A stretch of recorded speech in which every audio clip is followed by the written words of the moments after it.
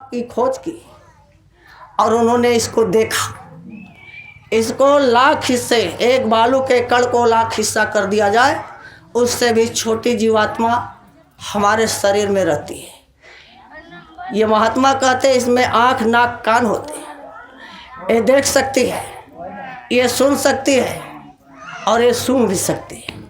इतनी ताकत है और इसमें इतनी ताकत है कि अगर इसको पूरा ताकत मिल जाए, अपने असली रूप में आ जाए, तो ये ब्रह्मांड, बड़े बड़े ब्रह्मांडों को तोड़ती हुई अपने लोक को चली जाएगी। इतनी इसमें ताकत है। अब चलेंगे हम कि यह मनुष्य शरीर में जीवात्मा, हम देखते हैं कि ये गांव, ये देश हमारा है। महात्मा कहते हैं आपका ये गांव नहीं है, ये आपका देश नहीं है। तो है क्या? जिस तरह से धर्मशाला होता है, धर्मशाले में 1-2 दिन रहते आदमी, फिर चले जाते हैं। जिस तरह से मुसाफिर खाना होता है, 1 घंटा 2 घंटा विश्राम किए फिर चले जाते हैं, ठीक उसी तरह से ये देश, ये दुनिया एक धर्मशाला, एक मुसाफिर खाना है। और हम भी एक मुसाफिर हैं, आए हैं। आखिर तो जब मुसाफिर है तो हमारा घर कहीं होगा। तो लोग कहते हैं कि स्वर्गवास हो गया। अभी कोई मरता है, शरीर छोड़ता है, कहते हैं स्वर्गवास हो गया। तो स्वर्ग आपका घर नहीं है कि स्वर्गवास आपका हो जाएगा। स्वर्ग में देवी देवता रहते हैं, स्वर्ग में देवी देवता रहते हैं। फिर जब आदमी शरीर छोड़ा तो स्वर्गवास कैसे होगी? और उसका हो जाएगा स्वर्गवास जो डरम का डरम दारू पी जाए, जो कितनी हत्या करके ये बकरी बकरा मुर्गे मुर्गा और घिनौना अंडा खा पी ले, उसका बेटा लिखता है पूज्य पिताजी का स्वर्गवास हो गया। तो आखिर देवी देवता स्वर्गवास में रहते हैं, तो दारू पीने वाले अगर स्वर्गवास हो जाए तो उनका घर है वहाँ। स्वर्ग कुछ नहीं है, स्वर्ग तो बहुत नीचे है, बहुत ऊपर। आपका घर सतलोक है।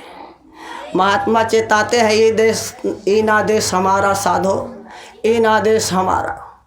हम तो अमर लोक के वासी, 3 लोक से नारा, ये अंड बिंड ये ब्रह्मांड। ये यहाँ अपना स्वर्ग वर्ग घर नहीं है, 3 लोक से न्यारा। ये आधि व्याधि उपाधि ये कौना, बिना ज्योति उजियारा हो। जहाँ याधि व्याधि मने रोना धोना नहीं, दुख तकलीफ नहीं है, ये तीनों लोकों से न्यारा है। वहाँ के हम रहने वाले हैं। कहते हैं कहाँ के रहने वाले? हम वासी उस देश के जहाँ सत पुरुष की आन, सुख दुख कभी व्यापे नहीं, सब दिन एक समान। हम तो सतलोक के रहने वाले हैं। देवी देवता देवलोक के रहने वाले हैं, सतलोक बहुत ऊपर। हम वासी उस देश के जहाँ नमास बसंत, झरझर झर महामी पियत है सब संत। कहते हैं हम उस देश के वासी हैं जहाँ पे ये हाड़ मांस की शरीर नहीं है। वहाँ अमृत के झरने झरते रहते हैं और ये जीवात्मा वहाँ पर हमेशा अमृत पीती है। यहाँ की तरह गंदगी वहाँ नहीं रहती, यहाँ तो गंदगी ही गंदगी है।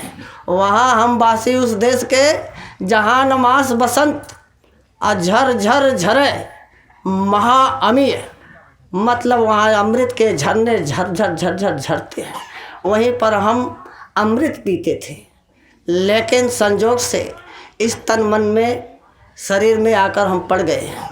कहते हैं हम वासी उस देश के जहाँ सतपुरुष की गैल, दीपक देखा गए बिन, बिन बाती बिन तेल। वहाँ अंधेरा नहीं होता, वहाँ रात दिन नहीं होता। ऐसे देश के रहने वाले हैं। लेकिन जब हम इस पिंड शरीर में आए तो हमारे कर्मों के बंधन ने हमें कहाँ ढकेल दिया ये हमें पता नहीं। कभी हमें मनुष्य शरीर मिला था, लेकिन कुछ ऐसे खोटे कर्म बन गए जिसके वजह से हम सब कहाँ चले गए हमको कोई अता पता नहीं। महात्मा बताते जब आप शरीर में आए थे, आपके थोड़े बदकर्म खराब कर्म के वजह से आप इस 84 में चले गए। 84 में याद रखें, कभी लोग कहते हैं कि ये ढोंग ढकोसला होता है, लेकिन महात्मा ये पढ़ाई पढ़े वाले बात नहीं करते, ये तो देख कर बात करते हैं। हम चले गए कहाँ? इस 84 में। ये दिखाई दे रहे पेड़ पौधे, ये उसमज खान है, इसमें चले गए। एक पौधे से निकले दूसरे पौधे में, तीसरे पौधे में, इस तरह से हम 30 लाख स्थावर योनि में ये जाते रहे, आते रहे, जाते रहे। फिर उसमें से निकले, अब हम चले गए उसमज में, ये आप समझें कीड़े मकोड़े की योनि में। फिर हम चले गए, उसमें से निकले तो इधर चल आ गए अंडज में। अंडा में पशु, अंडा में पक्षी उच्छी बन गए। ये कितने बार हमने जन्मा मरा, जन्म में मरने की पीड़ा हुई। ये तमाम मतलब योनियाँ हम बटके। इसके बाद ये पिंडज की योनि में आए। पिंडज में ये पशु जो झिल्ली से पैदा होते, उसे योनि का सर्वश्रेष्ठ 84 लाख योनियों का ये सिरमौर सर्वश्रेष्ठ शरीर ये मानव शरीर है। ये मानव शरीर ये 84 लाख शरीर का सर्वश्रेष्ठ शरीर है। इसमें एक ऐसा विज्ञान फिट है कि इसमें बैठकर भगवान को याद करके, भगवान का भजन करके और हम फिर अपने धाम, अपने घर जाने का काम कर सकते हैं। और कोई ऐसी शरीर नहीं है जिसमें बैठकर, उसमें ऐसी कोई विज्ञान फिट नहीं है, लेकिन इस शरीर में ऐसी विज्ञान फिट है कि इस विज्ञान का रहस्य जानने के बाद और जब इसका भेद खुल जाए, कोई भेदी मिल जाए, तो हम अपने घर जाने का काम कर सकते हैं। ये जितनी भी योनियाँ हैं, इसमें ऐसा कोई दरवाज़ा, ऐसा कोई विज्ञान नहीं फिट है। और फिर जो देवलोक में देवी देवता रहते, उनके शरीर में ये विज्ञान फिट नहीं है। तो आप बड़े हैं कि देवी देवता, उनके शरीर में ये नहीं है। वो तो वहाँ से ललायित है। कहते हैं नर तन सम नहीं कौनो देही, अजीव चराचर या तकते ही, नर के समान कोई शरीर नहीं है। आप कितने सौभाग्यशाली हैं। देवी देवता का शरीर का भाग्य नहीं लिखा गया, लेकिन कहते हैं वहीं से बैठे बैठे ये प्रार्थना करते हैं, हे मालिक मुझे इस बार एक बार ये देवलोक से निकलने के बाद हमें इस मनुष्य शरीर में भेज दीजिए। कहाँ? एक कूड़े कचड़े के देश में, जहाँ गंदगी है, वहाँ इस मनुष्य शरीर को पाने के लिए वो तरसते हैं। जहाँ कोई रोना धोना नहीं है, जहाँ कोई तकलीफ़ नहीं है, जहाँ कोई दुर्गंध नहीं है, वहाँ तो खुशबू हुई खुशबू, वहाँ तो फूलों का जैसे सुगंध आता है, वो सुगंध का आहार करते।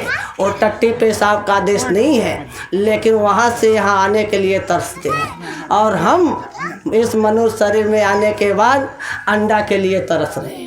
बारे भाई, बारे पढ़े लिखे विद्वान, अरे आपको समझने की ज़रूरत है कि इतने बड़े पढ़े लिखे विद्वान होकर अंडा को कहते हैं कि ये बहुत बढ़िया चीज़ है। देवी देवता आपके शरीर के लिए तरसते, वो अंडा के लिए नहीं तरसते, लेकिन जब आपको मिल गई तो आप अंडे के लिए, मछली के लिए तरस रहे हैं।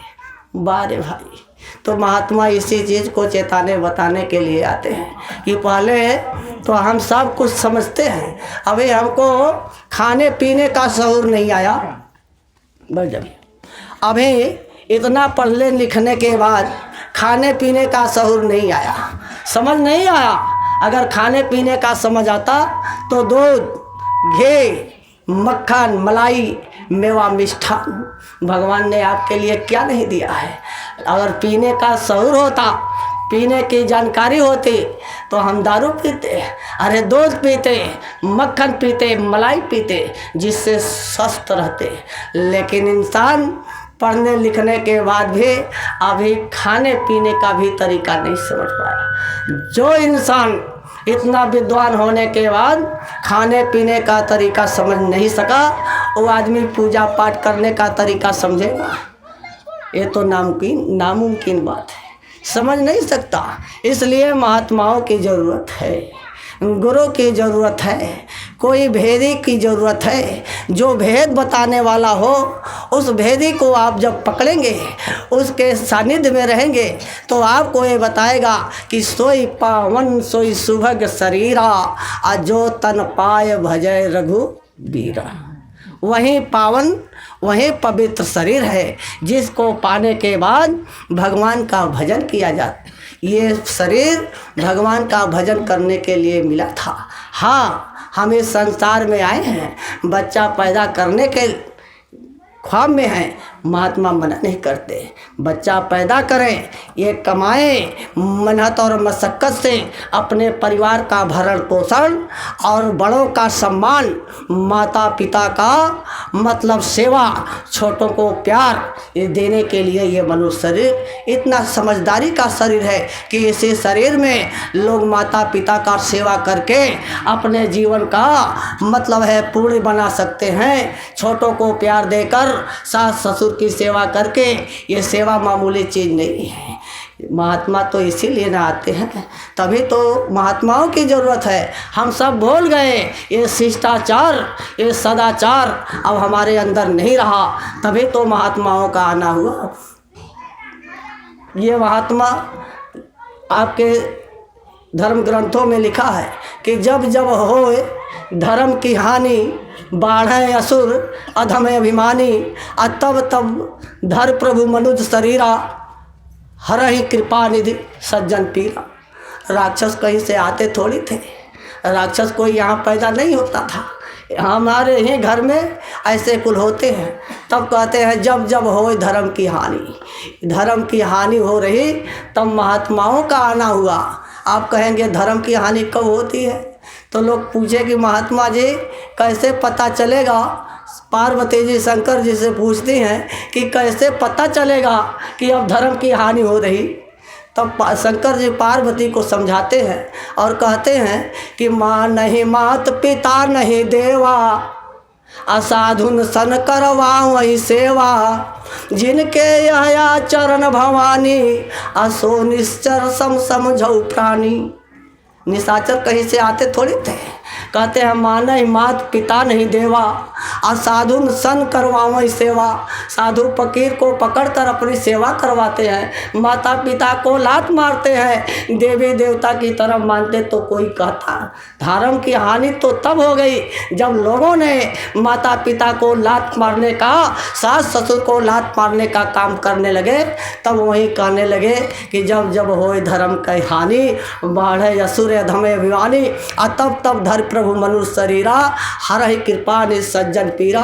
तब वो समझाने बुझाने के लिए आ जाते हैं, बताते हैं कि ये माता है पिता हैं और इनकी सेवा करिए, इससे आपका पुण्य बनेगा। जब आपका पुण्य बनेगा तो आपको संत मिल जाएंगे, और जब संत मिल जाएंगे तो मुक्ति मोक्ष का रास्ता बता देंगे। घर में बैठकर भजन करेंगे और आप अपने घर निकल चलेंगे। यहाँ क्या है, यहाँ तो मरने जीने का सिलसिला है, हमेशा मरना जीना। इसमें पेड़ में गए तो उससे निकले, दूसरे पेड़ में गए, मतलब ये है इस जानवर में गए तो एक जानवर के शरीर से निकली जीवात्मा दूसरे में चली गई, तो इसको मौत कहते हैं। जब उसमें जाती है तो जन्म, और जब उससे निकल जाती है तो मौत। उसी तरह से शरीर में जीवात्मा आई तो अब इसको कहते हैं जन्म, और जब ये शरीर छोड़ दिया तो कहते हैं मौत। ये तो हमको आपको भी तो इस सिलसिले में बंधना है, बंधे हैं, हमको भी शरीर छोड़ना है। जन्म मरण की पीड़ा होगी, कहते हैं दुनिया में कोई भी तकलीफ़ हो, लेकिन जन्मने मरने के बराबर कोई तकलीफ़ नहीं। महात्मा कहते अगर एक बार आप मनुष्य शरीर में भगवान का भजन कर लिए तो जन्म मरण की पीड़ा समाप्त हो जाएगी। लोग पूछते हैं जन्म मरण की पीड़ा में हम क्या समझेंगे कि जन्म की पीड़ा होती है कि मरण की पीड़ा होती है, नहीं होती है, क्या पता। लेकिन महात्मा सब देखते हैं। जब हमारा आँख नहीं खुला तो हमको क्या पता, हमारे कान नहीं खुले हमको क्या पता। मरने वाला जब मरता है तो उस समय